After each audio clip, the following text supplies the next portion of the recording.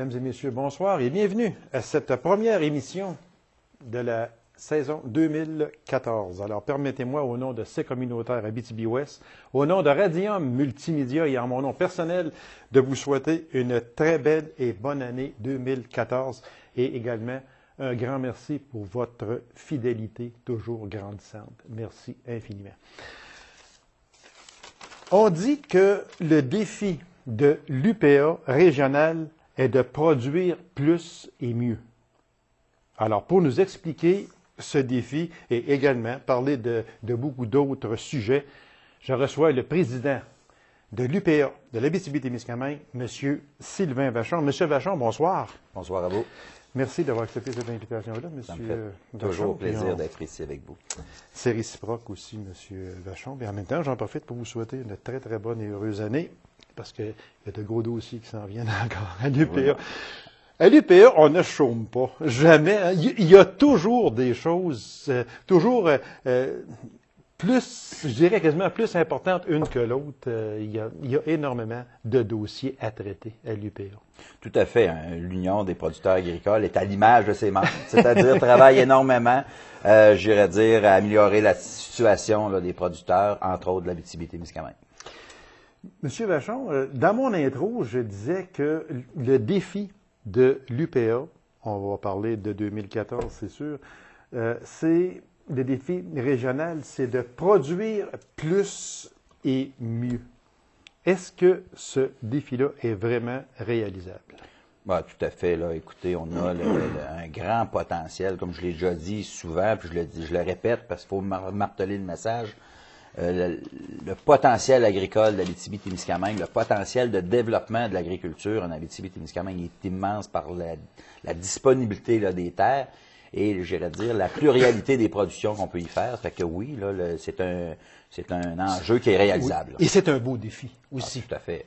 De pouvoir, de travailler à développer une région, de dynamiser un milieu de vie, d'habiter un territoire, là, c'est toujours de quoi d'emballant à travailler, à faire. Dans les notes que je recevais sur mes fils de presse, M. Vachon, il y a un certain moment donné un paragraphe qui disait que il faut respecter le modèle de ferme de métier. Comment on fait pour respecter un modèle de ferme de métier? Bien, dans le fond, ce qu'il faut, il faut y permettre d'avoir l'environnement favorable là, à sa réalisation. L'agriculture de métier, c'est quoi? Je m'amuse à le dire. On définit une agriculture. Le producteur est propriétaire des capitaux et prend les décisions lui-même, les décisions d'affaires, de gestion, etc. Est impliqué aussi directement dans le travail manuel de son entreprise. Okay. On pourrait définir cette agriculture-là comme ça. Puis c'est l'agriculture qui est le plus, j'irais dire, qui est le mieux outillé pour habiter un territoire comme l'Abitibi-Témiscamingue, qui contribue aussi au défi qu'on aura à relever comme agriculteur, de nourrir 9 milliards d'habitants d'ici 2050. Exactement. Et ce modèle agricole est un modèle qui toutes les statistiques le disent, est un modèle qui est productif et qui peut, qui est le mieux habilité à répondre à ce défi-là. Puis d'autant plus dans des régions comme la nôtre, là, ça contribue à habiter le territoire. Quand on parle de région, M.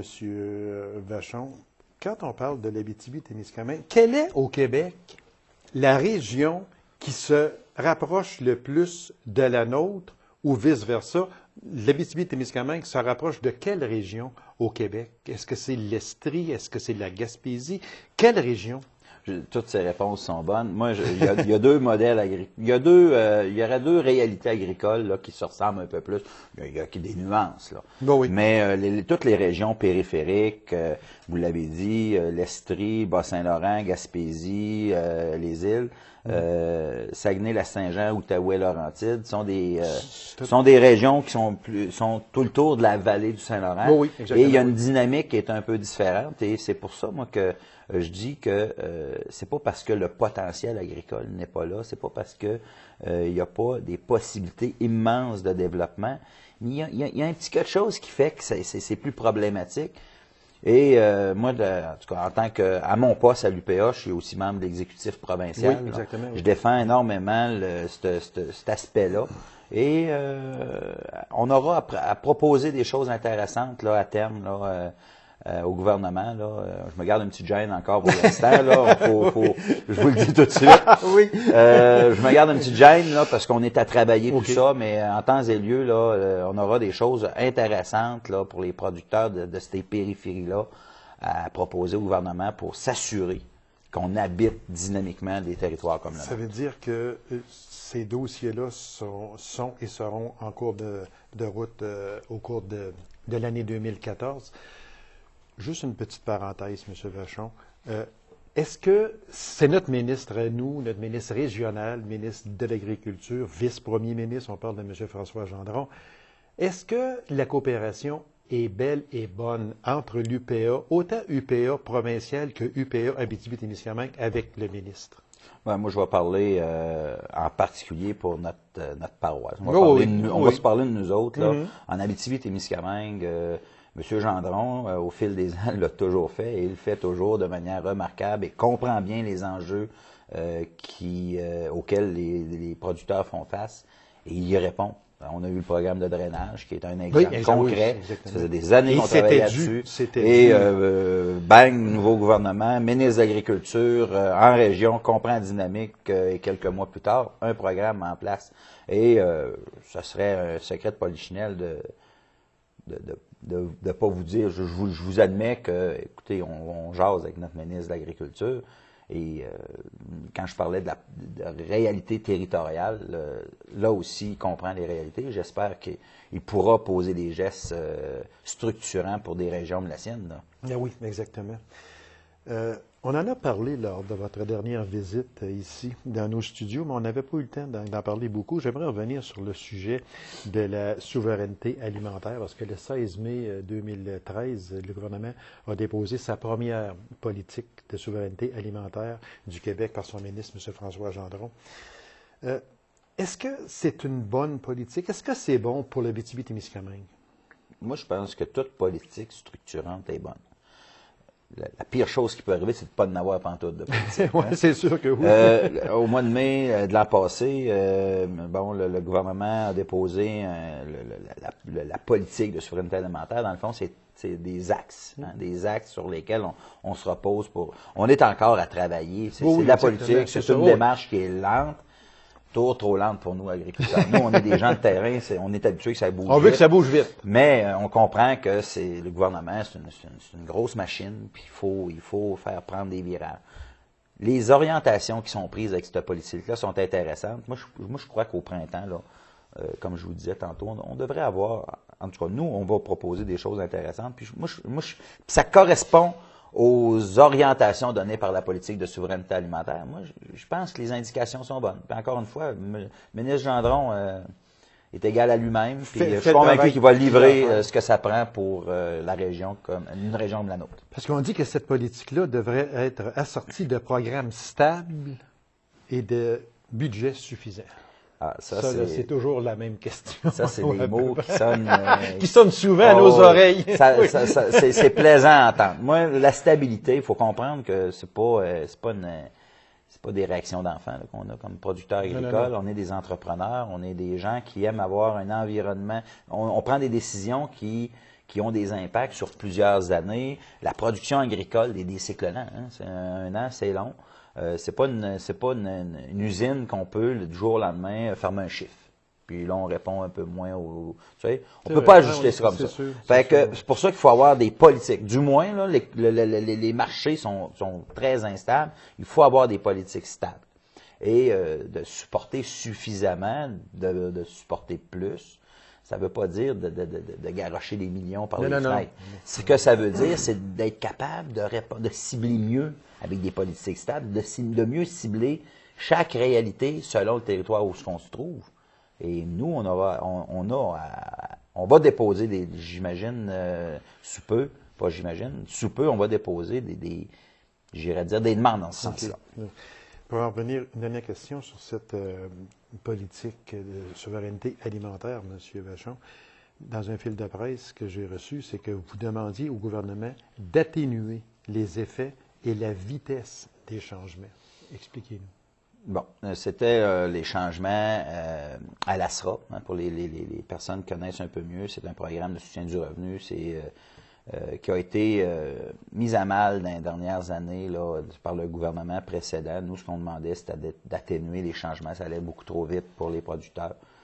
Le gouvernement en place actuellement ont aboli la mesure du 25 %. Je ne rentre pas dans les détails. Oui, le signal, c'est un bon signal. C'est un bon signal. Oui, on considère que c'est un bon pas dans le bon sens. C'est très technique. Il y a un paquet de petits paramètres qui fait en sorte que le modèle, à chaque année, va capter toutes les petites améliorations, puis on peut jamais se refaire, comme on pourrait dire là, dans le monde des affaires. Et ça, on demande encore. Il y a encore un peu d'ouvrage à faire dans ce sens-là. Et si on pourrait complémenter un programme de soutien du revenu comme l'ASRA, en complément de l'ASRA, de répondre aux particularités territoriales, là, je pense que c'est pas beaucoup d'argent. Et ce serait de l'argent beaucoup mieux utilisé et beaucoup plus structurant pour des régions comme la nôtre. Parce que ce 25 %-là, je me souviens très bien que M. Gendron était ici à votre place, et puis c'était un des premiers gestes qu'il a posé en tant que ministre. Il l'avait enlevé pour un an et il est revenu quelques mois plus tard pour l'enlever complètement. Complètement. Fait que c'était un des premiers gestes que M. Gendron a posé comme Tout à ministre. fait, tout à fait. Puis, comme l'UPA, on dépose jamais on demande jamais d'affaires farfelues, on dépose jamais des documents, j'irais dire, sans fondement, sans travail au préalable.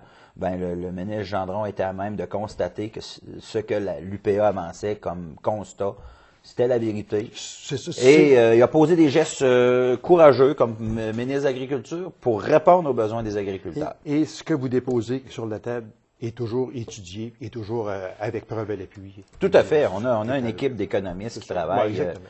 Et c'est beau demander des fois, mais demander, il faut prouver nos demandes aussi. Là. Tout à fait. Il ne faut pas oublier que là, on dit c'est à la demande des producteurs pour le bien des producteurs. Mais en bout de ligne, c'est pas seulement les producteurs qui en ont gagné, tu sais, qui font des gains, c'est la région. Bon, moi, j'aime ramener de dire, on oublie, nous producteurs, on oublie souvent de faire la coupure des rubans. On n'en fait pas de ça. Moi, j'ai une idée là. Je connais un producteur qui a investi $1,5 million chez eux. $1,5 million. Ça n'a pas passé dans les journaux. Hein. Ça aurait dû. Je pense qu'on aura à développer ce réflexe-là comme entrepreneur. Et ce que vous dites est tellement vrai parce que vous investissez beaucoup sur vos fermes. Là. Vous investissez, puis ça paraît pas là, jamais à nulle part. Ça paraît sur votre ferme, mais moi, je vais passer chez vous, je le verrai probablement pas. Mais seulement, ça serait bon aussi de faire une visibilité sur ça parce que c'est beau dire, ben les cultivateurs, ouais, ils n'arrachent pas tant que ça, mais vous investissez aussi beaucoup parce que vous devez être modernisé et moderne, de plus en plus. Tout à fait. Moi, ce que je vous dis, on parle d'investissement, hein, de l'immobilisation, etc. Oui. Ça, c'est une chose. Il ne faut pas oublier que sur l'autre côté, les 600 fermes de la région, c'est des sommes colossales en emprunts. C'est plus qu'une usine. Je comprends. C'est plus qu'une usine de siège. À chaque fois qu'on perd une ferme, on perd une partie. Ça qui fait que c'est moins flamboyant quand il y a des fermetures d'entreprises agricoles. Mais au cumul, c'est pas les producteurs. Les producteurs sont débrouillards, ils vont se trouver de l'ouvrage ailleurs. Mais la région, elle, par exemple, elle perd cette expertise-là, puis elle perd les retombées de cette agriculture-là. Justement, vous avez effleuré ce sujet-là, et c'était une autre de mes questions, M. Vachon, c'est qu'on parle actuellement, en Abitibi-Témiscamingue, on parle d'environ 600 fermes, ou plus précisément 594 fermes, versus 712 en 2007. C'est une baisse de 17 %. Quand va s'arrêter cette baisse-là? Le plus rapidement possible. J'espère, oui, exactement, oui. Écoutez, quand on parlait de changement trop rapide, quand on parlait de stabilité dans le soutien du revenu, quand on parle aussi de reconnaître des particularités, parce qu'il y a une consolidation qu'on peut se dire naturelle. Hein? 2-3 % de réduction du nombre de fermes, c'est parce que les entreprises existantes, pour avoir un revenu décent, sont obligées de se développer. Oui. Il y a une normale. Mais là, nous autres, on est 3 puis 4 fois plus haut que la normale. Oui, parce que vous êtes à 17 % environ. Et quand on dit qu'il faut reconnaître ces particularités-là, c'est des particularités qu'on voit aussi dans les autres régions périphériques. Pourquoi que ça se passe de même ici, puis que ça se passe pas de même dans la vallée du Saguenay? Il y a des raisons. On va encore là, on va se garder une petite gêne. Moi, je pense qu'il y a des programmes actuellement qui répondent bien. On ne parle pas d'Astra, là. D'autres programmes, le remboursement de taxes en est un exemple, répond bien à une particularité de la région de la vallée du Saint-Laurent. Le compte de taxes d'une ferme de la vallée du Saint-Laurent n'est pas la même chose qu'un compte de taxes là, pour mon entreprise. Ça, okay. Mais il y a un programme qui compense ça. Moi, je pense qu'il y a des réalités territoriales, l'éloignement, les types de cultures qu'on ne peut pas faire en région, qui font en sorte que ce pourcentage-là est trop élevé.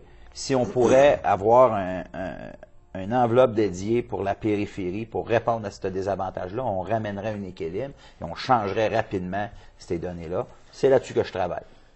Quelques questions, parce qu'il reste à peine 5-6 minutes, M. Vachon, j'aimerais absolument vous les poser. Une chose qui va peut-être, ça ne passera pas inaperçu, sauf que le 1er avril prochain, Hydro-Québec a demandé à la Régie de l'énergie d'augmenter de 5,8 %.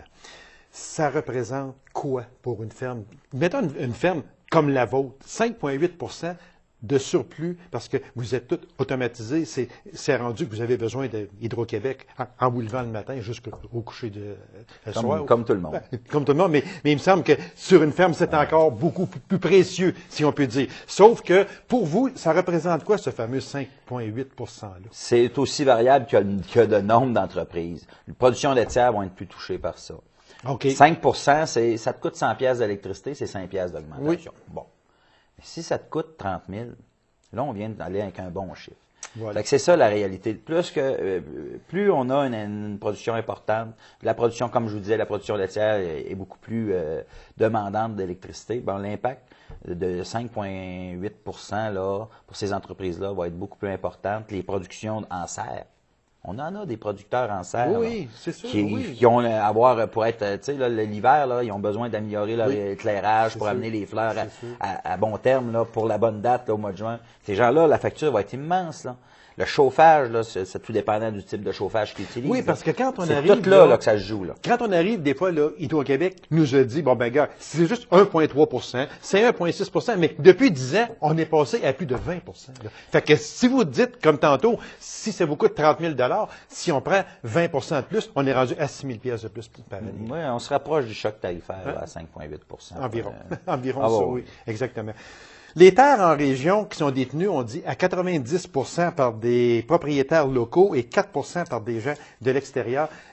Est-ce qu'il y a panique sur ça? Non, il n'y a pas de panique. Il y a une prise de conscience importante à avoir. OK. Moi, je donne l'image, c'est pas parce que la route est droite que même s'il y a une pancarte qui nous dit qu'il y a un croche qui s'en vient, là, on continue à aller droite, puis il n'y a rien qui arrive. Là. Hein, on va prendre notre lot. Oui. Il y a des indications qui nous permettent de croire de manière importante qu'il y a un enjeu qui est à nos portes. On a commencé à le voir et ça n'amène à rien de bon pour l'habitation du territoire. C'est l'enjeu sur lequel nous, comme région, on devrait se préoccuper. Qu'est-ce qu'on veut dans nos rangs? Qu'est-ce qu'on veut dans nos petits villages? Et il y avait des questions dans d'autres médias qui posaient la question, y a-t-il de l'avenir pour nos petites municipalités en Abitibi-Témiscamingue? Oui, exactement, oui. Et moi, j'ai répondu, et oui, il y a de l'avenir. Si on se donne une vision structurante pour l'agriculture de métier, on a bâti cette région-là, l'Abitibi-Ouest, on est en Abitibi-Ouest aujourd'hui. Là. Cette région-là, elle a été développée par qui? Par les agriculteurs. C'est des gens du sud de la province qui sont venus défricher, cultiver ces terres-là. Bien, on a encore le potentiel de le faire, mais ça se fait par de l'agriculture de métier, du fly-in, fly-out, comme dit l'expression anglaise, là, quand on vient semer le printemps et récolter l'automne, là. Ça ne donne rien aux gens de l'Abitibi-Témiscamingue. Exactement. Très vitement, M.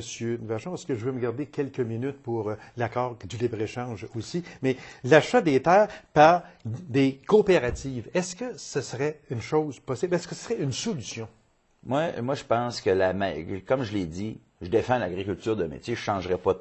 Ah oui, puis vous le défendez très bien aussi. C'est une solution. Bon.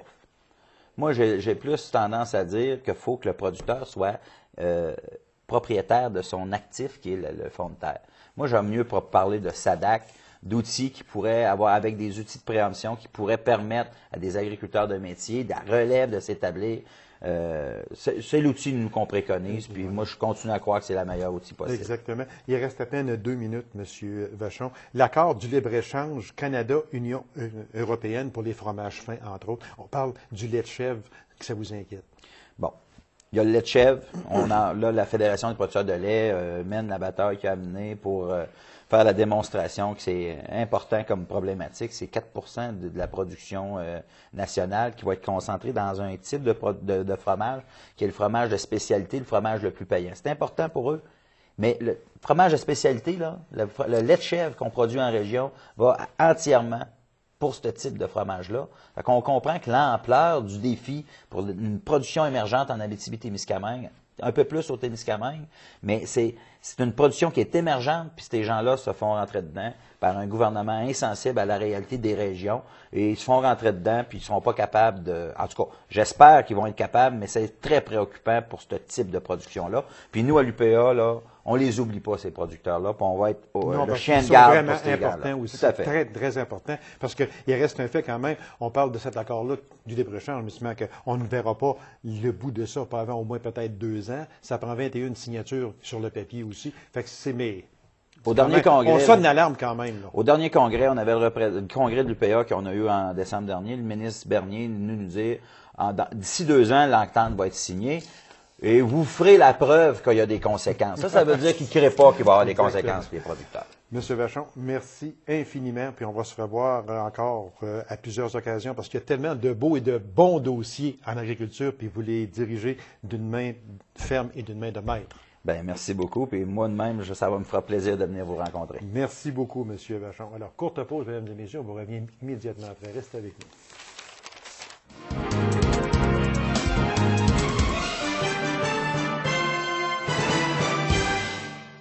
La 51e édition du tournoi Bantam de la Sarre arrive à grands pas. Alors, comme il est toujours de coutume de recevoir mon invité pour venir nous parler cette fois-ci d'hébergement, sujet très important parce que sans l'hébergement, on aurait de la difficulté à faire le tournoi Bantam. Alors, pour nous en parler, c'est avec grand plaisir que je reçois Mme Cécile Poirier de la Commission des loisirs de la Sarre. Madame Poirier, bonsoir. Bonsoir. Merci de votre présence à cette émission. C'est une coutume, mais c'est une coutume que j'aime beaucoup, en plus de ça. Puis, c'est une coutume aussi qu'il nous faut parler d'hébergement. Hébergement, on l'a dit, il n'y a pas de motel beaucoup en Abitibi-Ouest. Donc, il faut que les familles collaborent. Comment va l'hébergement? Je devrais te dire qu'on a de la demande pour certaines équipes au niveau de l'hébergement. Okay. Mais on a aussi une des grandes problématiques, c'est que de moins en moins d'équipes font de la demande d'hébergement. Okay. Parce que c'est ici autour, c'est ça, bien non? Je ne sais pas, je pense que les équipes, en tout cas on remarque depuis plusieurs années, les équipes ont tendance à vouloir garder les jeunes avec eux autres. Ah, okay. Sauf que la problématique que tu as soulevée tantôt en Abitibi-Ouest est flagrante. On n'a pas beaucoup de motels. On n'a pas beaucoup de pourvoiries où on peut recevoir les équipes. Fait que le temps que les hébergements soient complètes, ça va quand même assez rapidement. Donc, c'est pour ça que on retrouve des équipes qui sont hébergées en Rouen, dans des motels. Les gens aiment mieux coucher dans des motels à Rouen que de faire héberger les jeunes à la Sarre. Et je trouve ça dommage parce que je trouve que pour les jeunes, c'est une belle expérience à vivre. Oui, exactement. Et quand les gens y ont goûté, habituellement, ils ressortent de là confiants, mais je ne sais pas si c'est comment dirais-je, la tendance. Les gens sont plus frileux, exemple, de laisser les enfants dans des familles qu'ils ne connaissent pas. Mais Dieu sait pourtant que nous, avant de mettre des enfants... bien surveillé, ben oui, c'est ça. Puis il y a des enquêtes qui se font. Si vous ne connaissez pas la famille, il va y avoir une enquête qui va se faire. Puis on ne laisse pas des jeunes aller dans des places que nous, on ne laisserait même pas nos enfants aller. On est très, très, très logique. Très, très consciencieux sur ça. Mais je vous dirais que c'est ce qui fait aussi qu'on a moins d'équipes, de moins en moins dans le tournoi, parce que quand les équipes se rendent compte qu'ils ne peuvent pas être hébergés dans des motels, ou, exemple, on a à Duparquet, il y a le domaine des îles qui vient d'ouvrir. Qui vient d'ouvrir, OK, oui, exactement. Ça, dans le fond, on peut envoyer au moins une équipe là, complète, parce qu'il y a quand même 10 unités de motel. Oui. Mais sais, on fait le tour vite des places d'hébergement pour des équipes exactement, complètes. Fait que c'est c'est sûr que nous autres, on prône beaucoup d'hébergement dans les familles à chaque équipe qui vient s'inscrire. On l'offre à partir de 115 km. Fait que, tu sais, dans le fond, ça va quand même assez... Oui, exactement. Mais puis, cette année, ça peut être quoi, le nombre de... Ben moi, je pense de qu'on va avoir au joueurs? moins besoin de 20 à 30 familles, parce qu'on a quand même qu'on veut aller, qu'on fait la demande pour l'hébergement. Ce qu'on demande aux familles, je trouve que c'est quand même pas beaucoup, c'est le coucher et le déjeuner seulement. On veut pas que les jeunes passent la journée dans les familles. Allez-vous-en à l'aréna après. Puis on avise les entraîneurs que ce qu'on offre, c'est le coucher et le déjeuner, et l'équipe prend en charge l'enfant. On ne veut pas que l'enfant arrive à l'aréna à 7 heures. On est conscient que ça peut aller à 10 heures. Mais on ne veut pas que les familles soient dans l'obligation de s'occuper du jeune toute la journée, et ils les ramènent seulement après souper. C'est ça. Et on offre également, si la famille n'a pas le transport pour venir chercher l'enfant, on offre d'aller les reporter et d'aller les chercher en... Fait que, tu sais, dans le fond, on dit, oui, on demande, mais on connaît la générosité des gens de l'Abitibi-Ouest. Et à date, on n'a pas eu de mauvaise expérience. Fait que, tu sais, on ne comprend pas non plus que les équipes... Non, puis aussi, vous êtes toujours en contact avec ces familles-là, puis que même que ce soit en pleine nuit, il arrive peu importe quoi, ils ont seulement que... Votre cellulaire est ouvert, madame? Oui, Poirier, écoute, on hein? laisse 2 numéros de cellulaire ouverts en permanence. OK. Et on dit aux gens, s'il arrive quoi que ce soit, vous nous appelez, c'est nous qui prenons la relève. Exemple, je ne sais pas, moi, il y a un jeune qui ne rentrerait pas. OK? On veut pas que on sait jamais, là, tu sais, ça pourrait arriver. oui. Mais on veut pas que ce soit la famille qui aille à chapeauter ça. Voilà. Elle nous appelle, nous, on prend en charge, on rencontre les entraîneurs, et on veut pas non plus que des jeunes soient hébergés sans avoir de responsable d'équipe à la salle. C'est exemple, dans notre politique un peu d'hébergement, on veut pas qu'une équipe exemple d'entraîneur de hockey s'en aille se coucher à Rouen, puis qu'on arrête toute l'équipe à la salle sans personne. Ça marche pas. Ça marche pas. On veut avoir des personnes responsables. Donc, c'est pour ça. Puis, ce qu'on se rend compte, c'est que chaque fois qu'une famille garde des joueurs de hockey, puis qu'il y a des enfants, il se crée des liens. Ben oui, c'est sûr. Fait que c'est vraiment intéressant de voir ça. Puis on voit que les familles suivent aussi là, l'équipe en tant que telle. Oui, lui, il reste chez nous, puis regarde, je vais aller le chercher, puis je vais aller le reconduire à l'aréna, puis ça devient un peu notre enfant pendant une fin de semaine. C'est ça. C'est ça. Mais, tu sais, on demande aux gens, regardez, ce qu'on vous demande, c'est le déjeuner et le coucher seulement. On ne demande même pas qu'il y ait une chambre parce qu'ils sont hébergés 2 par 2. C'est ça. Une chambre pour les deux, Une c'est chambre pour les correct. deux. Là, OK. puis, Fait que ceux qui veulent héberger, on va leur demander d'appeler au 819-333-2291. Je vais laisser mon poste qui est le 251. J'ai une boîte vocale. Vous vous gênez pas. Laissez vos coordonnées. On va vous rappeler. C'est beau. Mais il y a aussi quelqu'un qui va appeler, là, je vous dirais, d'ici 2 semaines, à peu près, on va faire les décomptes. D'ici une semaine et demie, 2 semaines, on va commencer à faire des appels pour loger tous les jeunes qu'on a logés. OK. Et les dates du tournoi? Les dates du tournoi sont du 6 au 9 février 2014. C'est dans les 3 arénas encore? Oui, on va encore jouer à La Sarre, à Palmarol et à Dupuis. Madame Poirier, merci infiniment. Puis on vous souhaite bon succès pour cette 51e édition du tournoi Bantam de la Sarre. C'est la fin de semaine du 7, 8, 9 février prochain. Puis ceux qui veulent héberger, bien, ne vous gênez pas, vous êtes les bienvenus. 333-2291 au poste 251. Madame Cécile Poirier laisse un message et elle va vous rappeler. Madame Poirier, merci. On se revoit très bientôt pour la fameuse cédule, à savoir combien d'équipes et puis qui va commencer, la partie d'ouverture, etc., etc. Merci beaucoup, Madame Poirier. Merci. Alors, mesdames et messieurs, merci d'avoir été là. On se donne rendez-vous à une prochaine émission d'Info 9. Au revoir.